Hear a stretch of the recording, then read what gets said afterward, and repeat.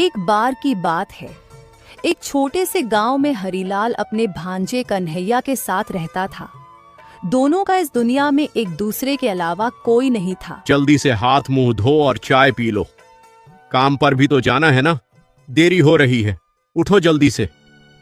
अगर मेरे पास खुद की जमीन होती और मैं उसमें इतनी मेहनत करता तो आज मैं कहां का कहां होता। आज हमारे पास बहुत धन होता। दिन में सपने देखना बंद करो कन्हैया। हमारे पास कोई जमीन नहीं है और न ही जमीन खरीदने के पैसे हैं। अरे हम तो जैसे तैसे अपना गुजारा कर पाते हैं, वही बड़ी बात है। इस उम्र में तो मुझसे कोई काम होने से रहा, फिर भी मैं लकड़ियां बेचकर थोड़े बहुत तो पैसे लाता हूं ना। तुम तो जवान हो, कोई भी काम कर सकते हो। कन्हैया तुम कब तक ऐसे ही मजदूरी करते रहोगे?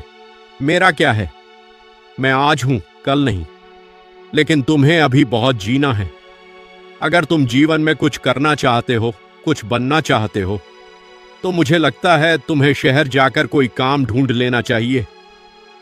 अरे मामा, शहर में पढ़े लिखे लोग जाते हैं, मैं तो अंगूठा छाप हूं। मैं पढ़ा लिखा थोड़ी हूं जो शहर में जाकर नौकरी करूंगा। मुझ जैसे अनपढ़ को कौन नौकरी देगा? काश मैं पढ़ा लिखा होता तो आज मैं शहर में रह रहा होता। और मामा, मैं तुम्हें भी अपने साथ ही रखता, तुम्हें लकड़ियां बेचने की कोई जरूरत ही नहीं पड़ती। मामा, एक बात बताओ, मेरे पिताजी तो जमीन बेचकर खा गए थे, पियक्कड़ जो थे। उन्होंने मेरे लिए कुछ भी नहीं छोड़ा। लेकिन मामा, आपने जमीन क्यों बेच दी? थोड़ी तो जमीन अपने लिए रख लेते। अब देखो क्या दिन देखने पड़ रहे हैं। अरे कन्हैया, हम दोनों के नसीब में शायद जमीन थी ही नहीं। तुम्हारे मामी के इलाज में मेरी जमीन घर दोनों बिक गए।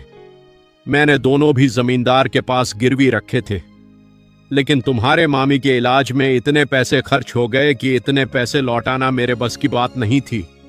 फिर जमींदार ने मेरे घर और जमीन पर कब्जा कर लिया। पैसे भी गए, जमीन भी गई, घर भी गया। और तो और मेरी किस्मत तो देखो, तुम्हारी मामी को भी ना बचा सका, वह भी गई। हम दोनों की ही किस्मत फूटी है। जाने दो, छोड़ो। तुम भी क्या पुरानी बात लेकर बैठ गए? अब जो है सो है, जैसे ऊपर वाले की मर्जी होगी वैसे जिएंगे। चल अब उठ, देरी हो रही है। मैं अभी लकड़ियां काटने जा रहा हूं। तुम चाय नाश्ता कर लो और जमींदार के यहां चले जाना। मामा, उस जमींदार का नाम सुनता हूं ना तो मेरा खून खोलने लगता है, लेकिन मजबूरन जाना पड़ता है। सुबह सुबह